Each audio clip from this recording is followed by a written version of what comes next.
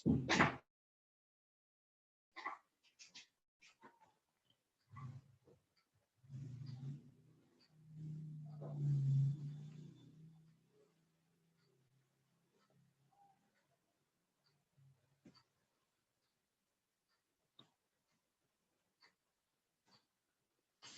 Assalamualaikum warahmatullahi wabarakatuh. Hari ini kita akan belajar tentang teori tingkah laku konsumen atau kurva kepuasan yang sama.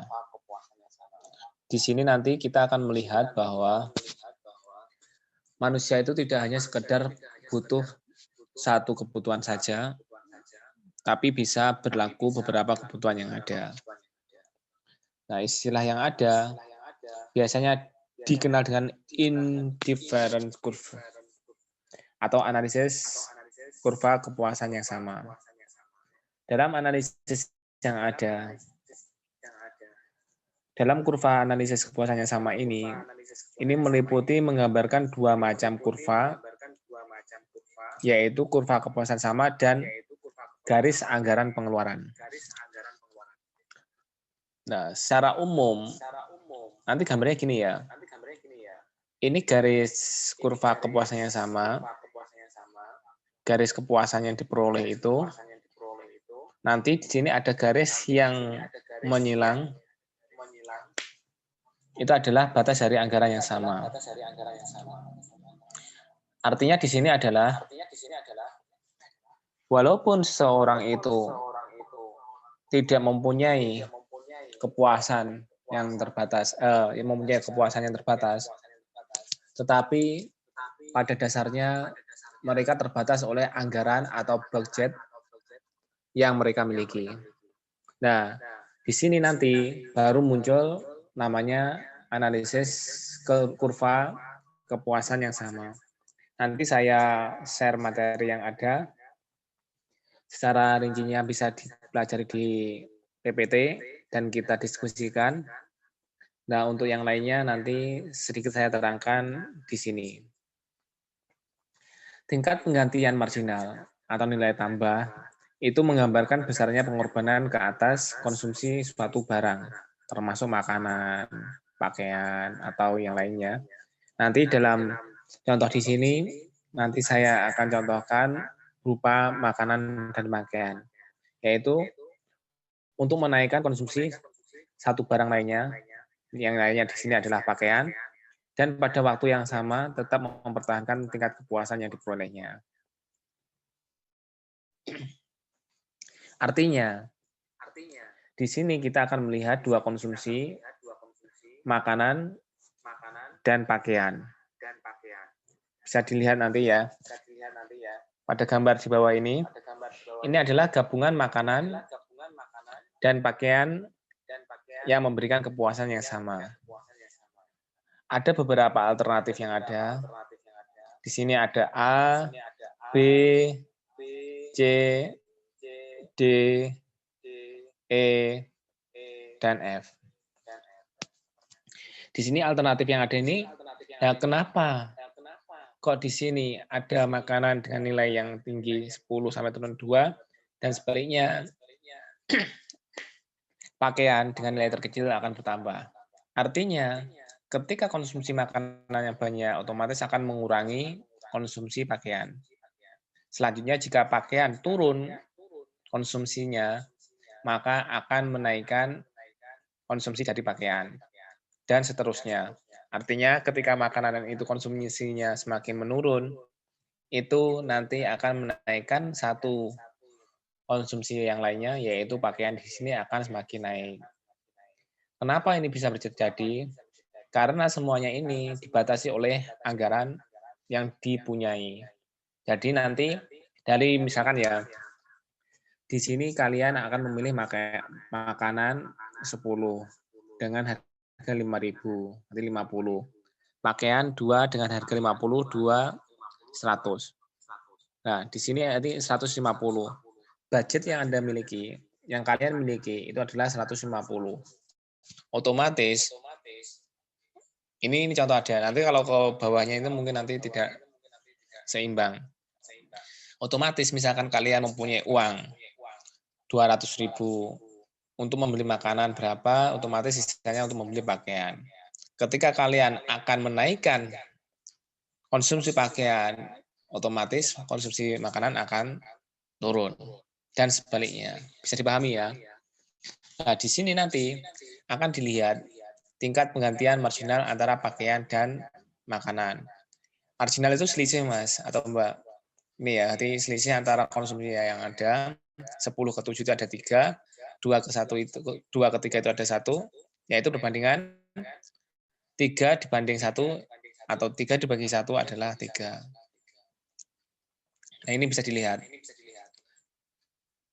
Sehingga nanti bisa digambarkan semakin kecil perubahan yang ada, itu tingkat marginalnya akan semakin kecil.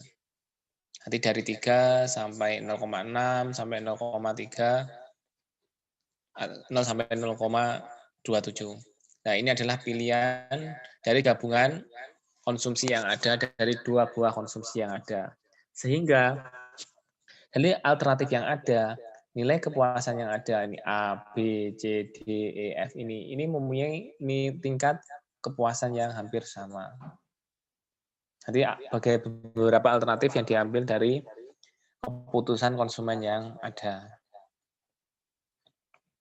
Nah, tingkat penggantian marginal yang semakin bertambah kecil disebabkan oleh yang pertama adalah pada waktu konsumen mempunyai suatu barang Y yang relatif banyak jumlahnya dan barang X yang relatif sedikit jumlahnya. Artinya apa? Perbandingan antara harga perubahan dari marginal makanan dan pakaian ini tidak sama. Artinya makanan di sini pakaian di sini mempunyai nilai yang lebih tinggi, harga yang lebih tinggi sehingga menciptakan marginal pengganti makanan dan pakaian di sini akan semakin kecil. Ini nanti bisa dipelajari di PPT-nya, saya terangkan sekilas saja. Nah, dari gabungan alternatif yang ada di sini ini kalau digambarkan kurvanya adalah seperti ini. Ada A, B, C, D, E, F.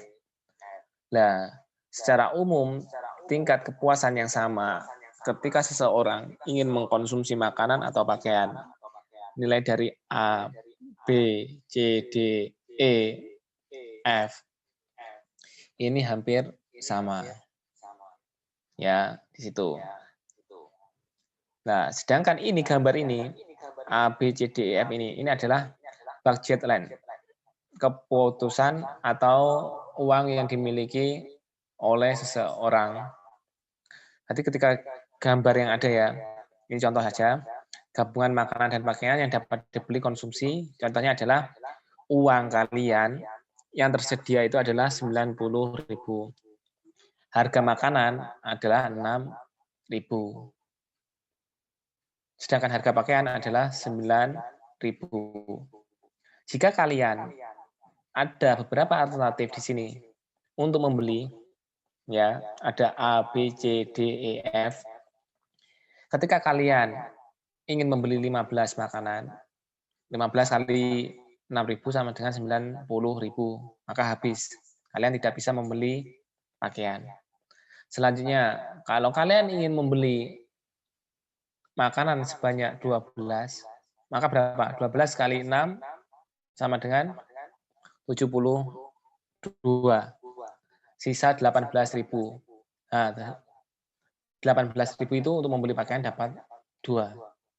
Berarti ketika kalian mempunyai uang 90.000 itu dapat membeli 12 makanan dan 2 pakaian. Sampai terus berapa alternatif yang kalian berikan sampai ini ya. Pada gabungan titik F ini ketika kalian tidak ingin membeli makanan atau 0, di situ nanti kalian dapat membeli pakaian sebanyak 10. 10 ini kali 9.000 sama dengan 90.000. Ini beberapa alternatif yang dapat dilakukan ketika uang kalian yang tersedia adalah 90.000. Dari sini dapat digambarkan bahwa ini ya A, B, C, D, E, F. Di sini adalah garis anggaran. Kalian bisa membeli di dalam kotak ini, tapi kalian tidak bisa membeli pada garis ini. Jadi kalian bisa membeli pada poin X, tapi kalian tidak bisa membeli pada poin Y. Karena garis A sampai F ini adalah garis anggaran budget yang kalian miliki. Kalau digambar di sini ya, ini kan ada gambar. Mungkin dari pendapatan kalian bisa bertambah atau bisa menurun. Awalnya pendapatan kalian adalah B atau budget kalian B. Kalau ada tingkat penurunan bisa geser ke C. Dan selanjutnya kalau ada tingkat penambahan atau kenaikan dari budget kalian itu bisa geser ke nilai D. Sini ya. Bisa dilihat itu. Nah, itu nanti konsumsinya otomatis akan mempengaruhi dari garis anggaran itu. Kalau budget kalian berkurang, otomatis konsumsinya akan berkurang. Kalau bertambah, juga akan bertambah. Itu beberapa contoh lagi. Bisa dipelajari nanti ya. Ini saya gerangkan sekilas saja. Nanti kita bisa diskusi. Kita bisa tanya-tanya. Bisa dilihat yang ada.